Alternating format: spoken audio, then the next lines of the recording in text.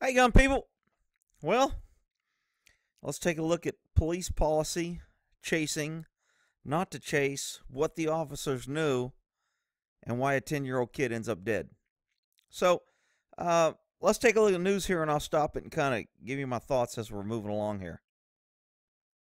It led to a crash that killed the suspect and his young son. Investigators say the man's criminal history might have been the reason he refused to stop. Channel 2's Matt Johnson live in Douglas County. Matt, deputies say the man shouldn't even have been driving in the first place. Okay, shouldn't have been driving in the first place. That means he's got a suspended license. That means he's been driving without insurance, gotten wrecks, failed to show financial responsibility, didn't register his car. So it started with speeding, then the chase went for miles, then a search of the car found large quantities of cocaine, crack cocaine, and he was in possession of a gun. Imagine that. And they shouldn't chase him. And other people say they should. Let's see what else, how this thing develops. Authorities say the man was already on probation with a suspended license, and he had prescription drugs and hard drugs inside the vehicle. So he's on a suspended license. He's on probation, which means he's committed more crimes. He's got 4 kids in a crash.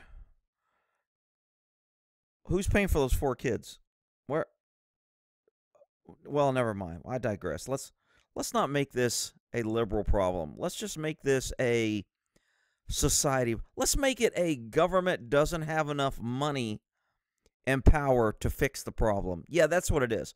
So he's on probation. He doesn't have a license.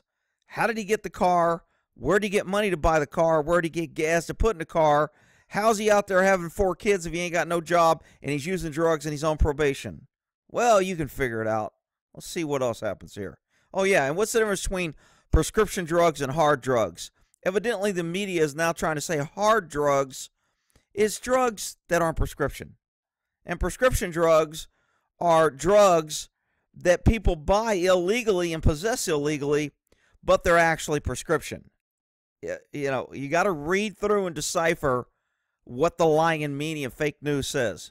It's one of the reasons they say he might have peeled out of here and started a chase that risked his family's whole life. Lost his tire. He's fixing to lose it. Dash cam video we obtained shows the chase down Thornton Road in Douglas County that killed a father and his 10-year-old son. This is a picture of Quaymonte Frazier that his mother gave me. Douglas County Sheriff's Office says a deputy. Quaymonte got his picture. He was killed. I guess he doesn't have privacy rights now because the media is always telling us when teens commit crimes, we can't show their picture. Why is that? Does anybody question this besides me? Why is it that when teens commit crimes, we can't show their picture? Well, Rick, kids can be tough. I mean, you don't want it. Look, if they're old enough to commit a crime, then their picture can be shown. But I digress. More liberal policy on how to distort the truth and hide truth and make people believe that teens, these poor children, are on their way to doctor school and they never do anything wrong. This 10-year-old, they talked to he played basketball. I mean, the kid didn't have a choice. None of these kids had a choice. The dad had the choice, and the cops chasing him had the choice. And who made bad decisions? Maybe both. Deputy tried to stop 30-year-old Billy Frazier for speeding, but they say Frazier sped off with 4 children inside. It was his. Okay. Now, here's a dilemma when chasing. And I did one of my crazy cop stories where we were chasing this guy with a kid who had abducted the kid, and he took the kid by the feet and hung him out the door while we're chasing him to try and get us to stop chasing him. And there were some people that said we should have stopped chasing him, and other people said if he's willing to do that, he's going to kill him anyway. We can't stop chasing him. So no decisions are easy when you're out there in the heat of the battle and heat of the moment, and you're trying to make the best decision you can. And cops got blamed for chasing, and cops got blamed for endangering, and the kid ended up getting out okay. But when does government put the lives of innocents above catching a criminal? And it's a dilemma. I mean, I've seen places where they have a no pursuit policy and everybody runs. Just think about it. Hell, I'd run.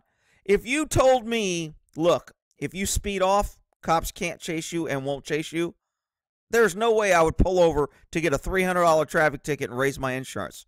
I would just speed off. That's just me.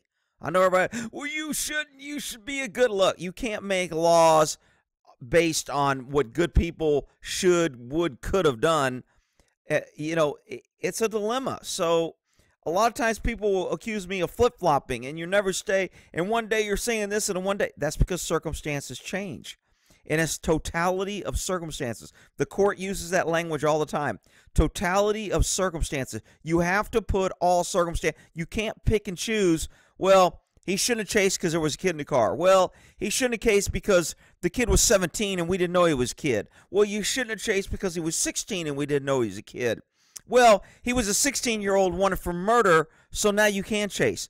All those things, cops don't know when they're chasing. So should they have chased?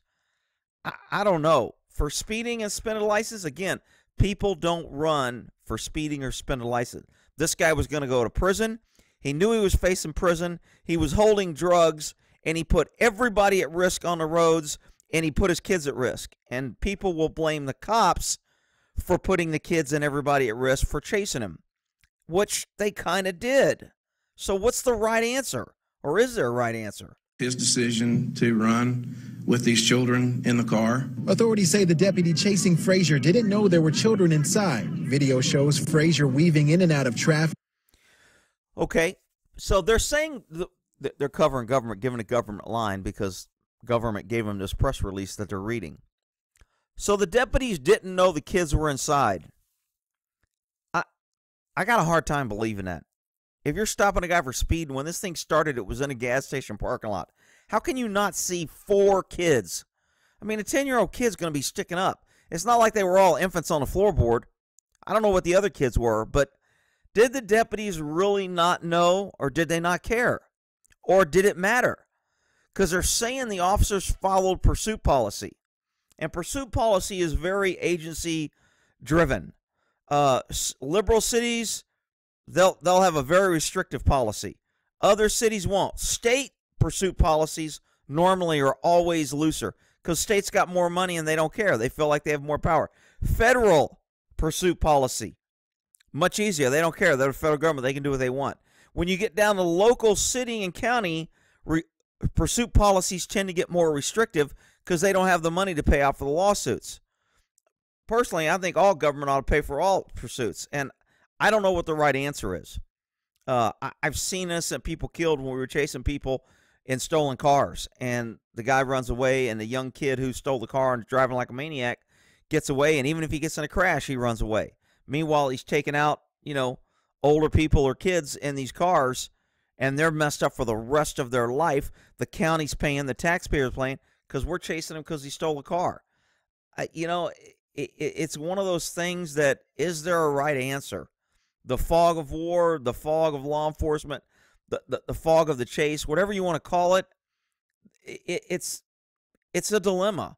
So for the people that are going to come here and give the absolute correct answer and tell me I'm wrong and this is the way it should be, I just don't think there is a right or wrong answer here. Saturday night at around 7:45, deputies found out about the kids once the car crashed with the tractor trailer on Thornton Road and Riverside Parkway, then caught fire. The deputies did not hesitate. They immediately went in, began grabbing these kids out of a burning.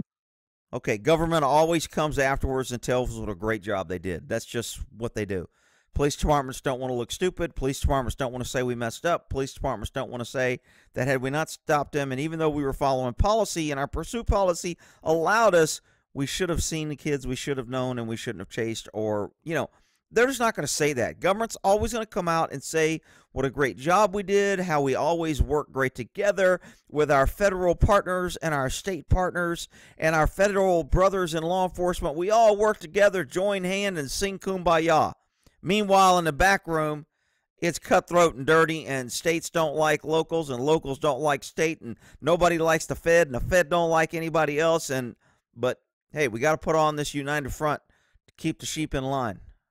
Car, then returned to be able to extinguish the fire in the car. The surviving children were taken to a local hospital. Just praying that that they have full recovery, man. And who's paying for all these hospital bills? You think all these people were on like a medical plan because this guy had a job and he was being a good father and he was raising his kids? Or was he using his kids like a lot of drug dealers do to keep cops from chasing them or going after them or thinking, he's got kids in the car, he's probably not doing drugs? Well, the cop didn't know he had drugs on him probably when he stopped him. He stopped him for something else. And the guy knew he had drugs, and that's why he ran. And then I'm going to have idiots coming here saying, to chase somebody just because he won't stop and to kill him is just, I just did that video where they shot the dude who was running. He didn't have kids in the car, but he was endangering people on the road. And I had idiots coming out of the woodwork saying, hey, you know what? They shouldn't have killed him. He was just running. They should have let him run out of gas. They didn't need to kill him. They should have, would have, could have done the pinky toe takedown. In this case, had they shot this dude at the jump street, this 10-year-old might be alive.